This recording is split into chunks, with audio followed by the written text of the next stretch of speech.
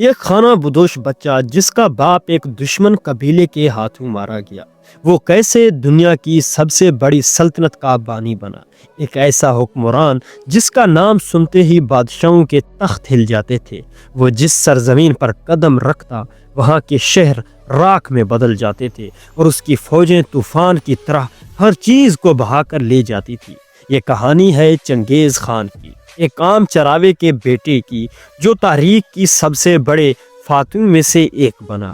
اس کی زندگی طاقت، جنگ اور حکمت عملی کا ایک حیرت انگیز مجموعہ تھی۔ آج ہم اس عظیم جنگجو کی داستان آپ کے لیے لے کر آئے ہیں جس نے تاریخ کا رخ موڑ دیا۔ تو چلیے چنگیز خان کے سفر کو ابتدا سے لے کر اس کے آخری سانس تک کھنگالتے ہیں۔ السلام علیکم، میں ہوں محمد ادریس اور آپ دیکھ رہے ہیں ادریس ورلڈ انفو۔ چنگیز خان جس کا اصل نام تموجن تھا، سن 1162 میں منگولیا کے وحشی اور سرد وادیوں میں پیدا ہوا۔ اس کا قبیلہ ایک خانہ بدوش زندگی گزارتا تھا جہاں طاقت ہی سب کچھ تھی۔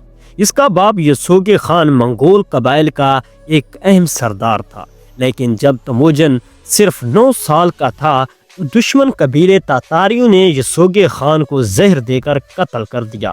باپ کی موت کے بعد تموجن کی ماں ہولن کو نہ صرف بیوگی کا صدمہ سہنا پڑا بلکہ پورے قبیلے نے ان کی مدد سے بھی ہاتھ کھینچ لیا۔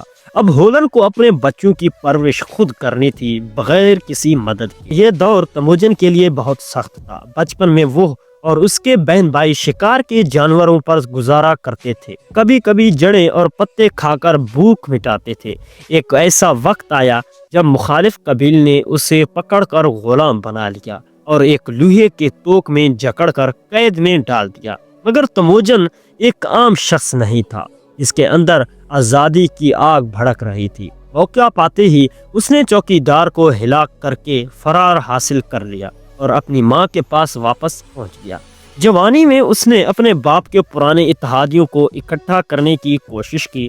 اس نے اپنے بچپن کے دوست اور قریبی حلیف جموکا سے مدد مانگی، مگر جلد ہی دونوں کے درمیان اقتدار کی جنگ شروع ہو گئی۔ 1186 میں تموجن نے کئی قبیلوں کو متحد کر کے اپنے آپ کو خان یعنی سردار بنا لیا، لیکن کچھ سال بعد جموکا نے بغاوت کی اور تموجن کو ایک شدید شکست کا سامنا کرنا پڑا۔ اس کے سینکڑوں سپاہیوں کو بے دردی سے قتل کیا گیا اور وہ خود مشکل سے جان بچا کر بھاگا۔ مگر چنگیز خان کی خاص بات یہی تھی کہ وہ ناکامی سے نہیں گھبراتا تھا۔ اس نے دوبارہ اپنی طاقت اکٹھا کی اور منگول قبائل کے درمیان اتحاد پیدا کیا۔ وہ صرف ایک جنگجو نہیں تھا بلکہ ایک ذہین حکمران بھی تھا۔ وہ جانتا تھا کہ صرف طاقت کافی نہیں ہوتی، اتحاد اور حکمت عملی بھی ضروری ہے۔ 1206 میں تمام منگول قبائل نے اسے اپنا خان تسلیم کیا اور وہ چنگیز خان یعنی تمام اقوام کا حکمران یا عظیم حکمران کہلایا۔ چنگیز خان نے اپنی فوجی نظام کو مضبوط بنا لیا، اپنی فوج کو جدید حکمت عملیوں سے لیس کیا اور پھر اپنی فتوحات کا آغاز کیا۔ 1211 میں اس نے چین کی عظیم سلطنت پر حملہ کیا۔ وہاں کے بادشاہ کو اندازہ نہیں تھا کہ ایک خانہ بدوش جنگجو اس کے مضبوط قلعے توڑ سکتا ہے، مگر چنگیز خان اور اس کے سپاہی بجلی کی رفتار سے حملہ کرتے تھے اور دشمن کے صفوں میں دہشت پھیلاتے اور پورے شہر کو نیست و نابود کر دیتے تھے۔ بیجنگ بھی اس کی تباہی سے نہ بچ سکا اور منگول فوج نے وہاں ایک ایسا قتل عام کیا کہ کئی دنوں تک خون کی ندیاں بہتی رہیں۔ اس کے بعد چنگیز خان نے وسطی ایشیا کا رخ کیا اور 1219 میں اس نے خوارزم سلطنت پر حملہ کیا۔ اس حملے کی ایک بڑی وجہ یہ تھی کہ خوارزم شاہ نے چنگیز خان کے سفیروں کو قتل کروا دیا، جو اس کے لیے ناقابل برداشت تھا۔ وہ کسی کی بے وفائی برداشت نہیں کرتا تھا۔ خوارزم کے ایک ایک شہر کو جلا کر راکھ کر دیا، لاکھوں لوگ مارے گئے اور یہ سلطنت ہمیشہ کے لیے ختم ہو گئی۔ چنگیز خان کا لشکر یورپ تک بھی جا پہنچا۔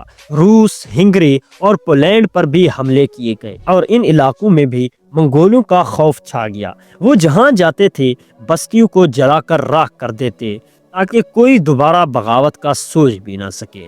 چنگیز خان کی جنگی اصول بے حد سخت تھے۔ وہ یا تو مکمل وفاداری چاہتا تھا یا پھر مکمل تباہی۔ مسلمانوں کے لیے چنگیز خان ایک سخت دشمن ثابت ہوا۔ اس نے خوارزم، بخارا اور سمرقند جیسے عظیم مسلم شہروں کو تہس نہس کر دیا۔ ہزاروں علماء، فقہا اور دانشور قتل کر دیے گئے۔ بعض مورخین لکھتے ہیں اس کے لشکر نے اتنے مسلمانوں کا خون بہایا کہ کئی دریاؤں کا پانی سرخ ہو گیا۔ لیکن دلچسپ بات یہ ہے کہ بعد میں چنگیز خان کے خاندان نے اسلام قبول کر لیا اور اس کے پوتے ہلاکو خان نے بغداد پر حملہ کر کے عباسی خلافت کا خاتمہ کر دیا۔ چنگیز خان کی زندگی 1227 میں ختم ہو گئی جب وہ چین کے خلاف ایک جنگ کے دوران زخمی ہوا۔ کچھ مہینوں بعد وہ دنیا سے رخصت ہو گیا، لیکن اس کی تدفین کے مقام کا آج تک ایک راز ہے۔ اس کے بعد اس کی سلطنت اس کے بیٹوں میں تقسیم ہو گئی، مگر منگول سلطنت کا اثر صدیوں تک قائم رہا۔ چنگیز خان کی کہانی ہمیں سکھاتی ہے کہ مشکلات کا سامنا کرنے والا ہی دنیا میں بڑا مقام حاصل کر لیتا ہے۔ اس کی جنگی حکمت عملیوں، قیادت اور سخت گیر رویوں اور اسے دنیا کے سب سے عظیم فاتحین میں شامل کرتا ہے۔ اگر آپ کو یہ کہانی پسند آئی ہو تو ویڈیو کو لائک کریں، سبسکرائب کریں، اپنی رائے کمنٹس میں دے دیں۔ اللہ حافظ۔